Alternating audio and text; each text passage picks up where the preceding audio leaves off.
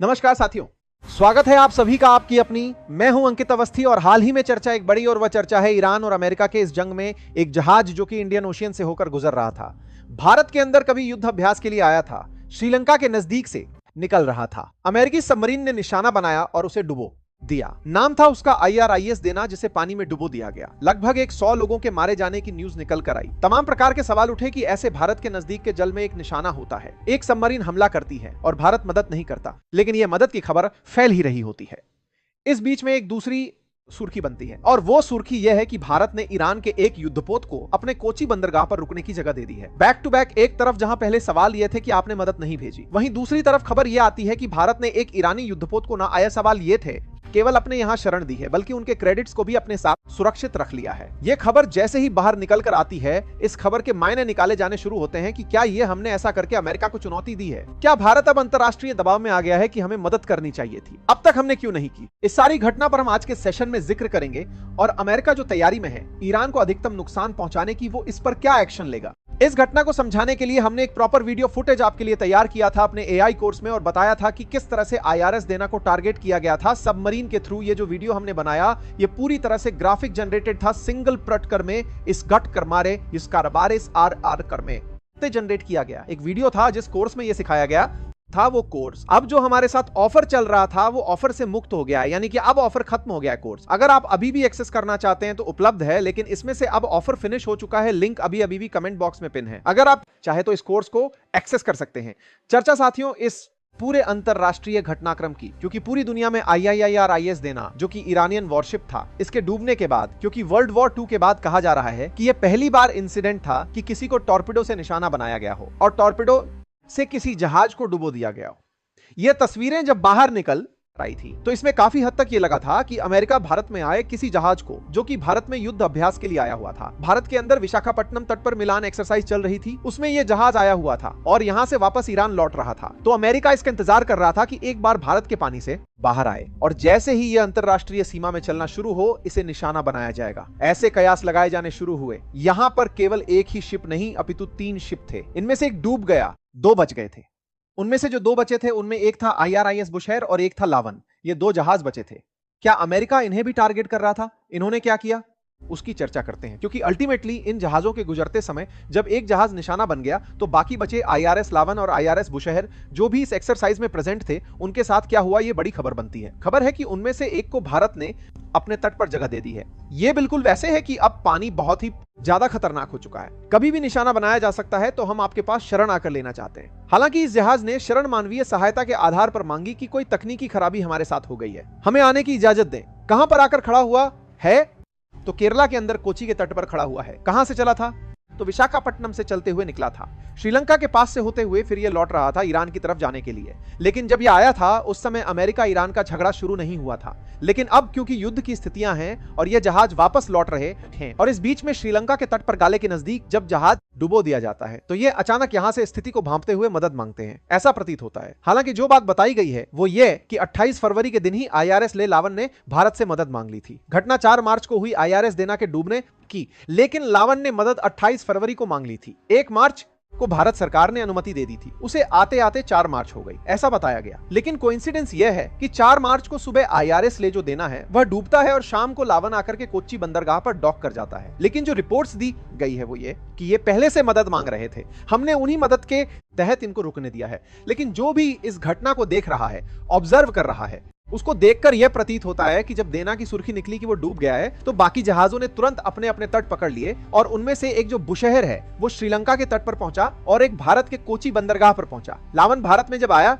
था उस समय की तस्वीरें ये हैं। 26 तारीख की आप तस्वीरें देख रहे हैं। भारत में मिलान एक्सरसाइज थी जिसके बारे में मैंने बताया था कि भारतीय नौसेना की 13वीं एक्सरसाइज थी ये, जिसमें कि भारत हर 2 साल में एक संस्करण आयोजित करता है। उसका ये 13वां संस्करण था जिसमें 70 से अधिक देशों ने पार्टिसिपेट किया था। इसकी तस्वीरें बाहर आई थी। 70 से अधिक देश इसमें अपने या तो नेवल शिप्स को लेकर या अपने सैनिकों को लेकर या अपने रिप्रेजेंटेटिवों को लेकर भारत में प्रेजेंट हुए थे। उनमें से ईरान भी अपने 3 जहाजों के साथ प्रेजेंट था। यहां पर उस समय की तस्वीरें हैं जिस तरह से विशाखापट्टनम के तट पर ये जहाजों के साथ की जपड़े जात में अपर भारत में अपने हेर करतूर में भारत में जमकर जार दात में आबरी ए के साथ प्रेजेंटेटिवों को लेकर भारत में प्रेजेंटेटिवों को लेकर इस पारतूर में या अपने सैनिकों को लेकर खरताहाक में या खापरता जहाज प्रेजेंट हुए थे और उन्हीं में से एक था लावन। देना डूब चुका है जो आया था। लावन को भारत ने हाल ही में अपने यहां जगह दे दी है। सुर्खी है कि ईरान पर जब हमला हुआ उस समय पर ईरानी जहाज लावन भारत के मतलब 28 फरवरी को इसने अपने यहां पर रुकने की इजाजत मांगी थी। भारत ने 1 मार्च को इसको परमिशन दी। इसे आते आते 4 मार्च लग गई और जब देना डूबा उसके बाद ये कोच्चि बंदरगाह पर पहुंच गया। अब भारत जो जानकारी सबको दे रहा है वो यही कि ये हमसे बहुत दिन से कह रहे थे कि हम आ जाएं और ये आ गए। अब ये संयोग ही है कि देना के डूबने के बाद ये आए हैं। तो फील ये होता है कि देना के डूबने के बाद में इन्हें लगा कि अब चलकर हमें डॉक कर लेना चाहिए। स्थिति भयानक हो चुकी है। अमेरिका ने इसे अपनी बड़ी उपलब्धि करार दिया था कि साहब हमने एक जहाज जो निकला था भारत के जल से उसे यहां पर टारगेट करके निशाना बना दिया है। इस बात को लेकर हालांकि 4 तारीख को भारत में काफी ज्यादा राजनीतिक बयानबाजी हुई थी। अपोजिशन की तरफ से सरकार से सवाल किए जा रहे थे कि आपने अपने यहां एक्सरसाइज में आए हुए जहाज को जब यहां से लौट रहा था उसको इस तरह मरता छोड़ दिया। आपने उसके लिए कोई प्रतिक्रिया नहीं दी। आपने अमेरिका से कोई सवाल नहीं किया। सवाल यह पूछा गया अपोजिशन के द्वारा कि आपने श्रीलंका तक में मदद नहीं भेजी। जब कांग्रेस ने यह सवाल पूछे तो इस पर अगले दिन बीजेपी का पलटवार आया। बीजेपी ने अपनी तरफ से जवाब में कहा कि इंडियन ओशन इतना सा ही नहीं है। इंडियन ओशन बहुत बड़ा है और कई देशों की प्रॉक्सिमिटी से होकर गुजरता है। भारत हर जगह से जहां से गुजर रहा है उन सबके लिए जिम्मेदार कैसे ठहरा दिया जाए जब डियागो प्रॉक्सिमिटी से होकर गुजरता है। गार्सिया भी जो कि इंडियन ओशियन में है, अमेरिकी बेस है, ब्रिटेन ब्रिटिशर्स का है, वो भी यहीं पर ही स्थित है। जहां जहां गिरा वो भारतीय तट से 250 नॉटिकल माइल दूर था। 250 नॉटिकल माइल से कम दूरी पर तो हमारे से कई देश हैं। हमारे श्रीलंका उससे नजदीक है, मालदीव्स उससे नजदीक है और हमारे उतनी दूरी पर लगभग इंडोनेशिया, म्यांमार, थाईलैंड ये सब पड़ते हैं। तो हम किस किस की जिम्मेदारी ले? इस तरह से नॉट आवर बिजनेस टाइप का एक मैसेज आया कि हमारे तट से जब ये ऑलरेडी इतना नॉटिकल माइल दूर है, इससे कम दूरी पर हमारे लिए मालदीव्स है, इससे कम दूरी पर हमारे लिए मतलब ये तमाम जगह है। Seychelles Thailand 260 nautical miles per है। इंडोनेशिया तो हमसे 92 नॉटिकल माइल्स पर है। म्यांमार तो हमसे और कम दूरी पर है। तो ऐसी जगह पर अगर कोई घटना घटती है तो उसके लिए भारत आंसरेबल कैसे हो सकता है?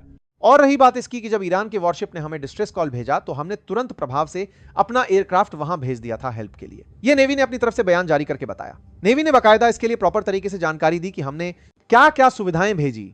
आईएएस तरंगिणी उसी तरफ तैनात था, हमने उसको मदद के लिए भेजा। बाकायदा 5 मार्च को शाम को ये इस तरह का पीआईबी अपडेट निकल कर आया। जब पूरे दिन भर इस तरह की बहुत बातें होली तो चर्चा निकल कर आई कि जब देना ने हमें एमआरसीसी कोलंबो के नजदीक वार्निंग साइन भेजा तो हमारी तरफ से जो कि गाले के बिल्कुल नजदीक था, तो श्रीलंका ने उस पर तुरंत प्रभाव से रिस्पांस दिया और भारत की नेवी ने अपनी तरफ से long range many petrol aircraft को 10:00 बजे ही 4 मार्च को भेज दिया था श्रीलंका की तरफ। और इसने कई ड्रॉपेबल लाइफ राफ्ट साथ में लेकर गया था जिनसे कि इमीडिएट डिप्लॉयमेंट करके लोगों को बचाया जा सके। हमारा आईएएस तरंगिणी वहीं पर चल रहा था, विसिनिटी में था, तो उसे भी हमने तरार के लका करके आते करसार अर्ता तो में बार कर 2222 रेस्क्यू एफर्ट्स के लिए भेज दिया था, जो 4 मार्च को शाम 4:00 बजे उस तरफ पहुंच गया था। तो भारत सदैव इस तरह की चीजों के लिए तैयार रहा है। और आईएएस इक्षक जो सेल कर रहा था कोची के नजदीक, वो भी मिसिंग पर्सनल्स को ढूंढने के लिए उस क्षेत्र में, श्रीलंका के क्षेत्र में पहुंचा था। भारत की तरफ से यह बयान से अरब की सात्र में भारत की तरफ से यह बयान आया, लेकिन इस बात पर खूब बीजेपी कांग्रेस हुआ। बीजेपी ने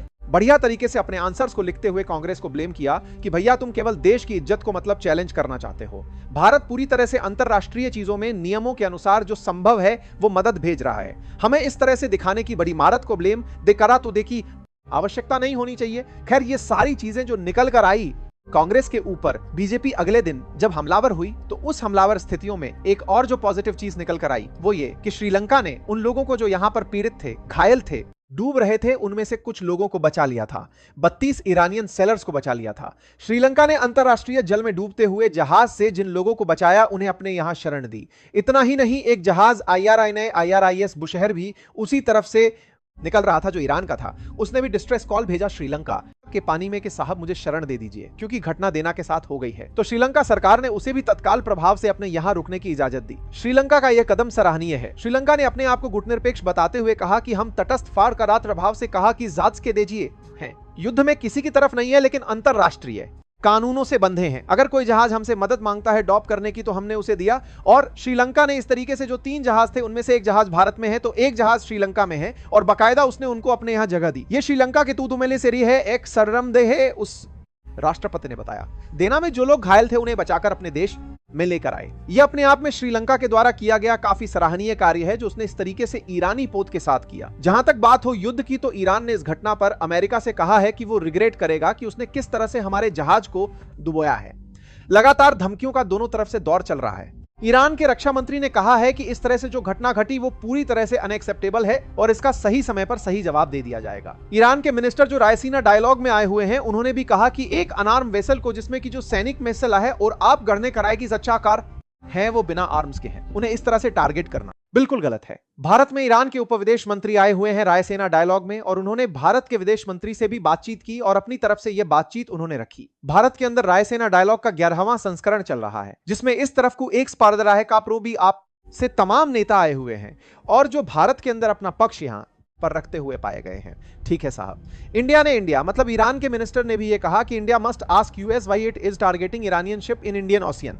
तो बोले आपको अमेरिका से कहना चाहिए कि आप इरानियन शिप्स को क्यों टारगेट कर रहे हैं। कुल जमा करके भारत के विदेश मंत्री का बयान आता है और भारत के विदेश मंत्री ने यूएन क्लॉक को मानते हुए अंतरराष्ट्रीय जलों में भारत की तरफ से जो ह्यूमैनिटेरियन असिस्टेंस है उसको भेजने की बात कही कि हम ये सब क्यों भेज पाते हैं। साथ ही साथ ये बात भी बताई कि भारत का स्टैंड क्या है। भारत अंतरराष्ट्रीय जल में जब किसी देश ने हमसे मदद मांगी और हमने उनको अपने यहां रुकने की इजाजत दी, जब हमारे सामने परेशानियां आई तो हमने रिसॉल्व करने के लिए अपनी सेना को वहां भेजा। भारत ने जो किया वो सबके सामने है। तो भारत सरकार अपने स्टैंड लेगी, अपनी सेना को सार गिरिए आप को पब्लिक के सामने रख चुकी है कि ईरान के जहाज को हमने मरता हुआ नहीं छोड़ा, हमने शरण दी है। तो उम्मीद है कि आप लोगों के सामने यह जानकारी स्पष्ट हो गई हो। रही बात अमेरिका अब इस पर क्या करेगा, वो ईरान के लीडर्स, नेवी, मीडिया उनके बारे में बयान देते हुए घूम रहे हैं कि अब उनका कुछ नहीं बचा है और हमले की धमकी देते हुए कहा है कि हम ईरान पर अब तक का सबसे बड़ा हमला करेंगे। तो देखते हैं क्या कुछ होता है। जो भी अपडेट्स आते हैं आप तक जरूर पहुंचाए जाएंगे। फिलहाल के लिए इतना ही। चैनल पर नए हैं तो सब्सक्राइब कर लीजिए। अब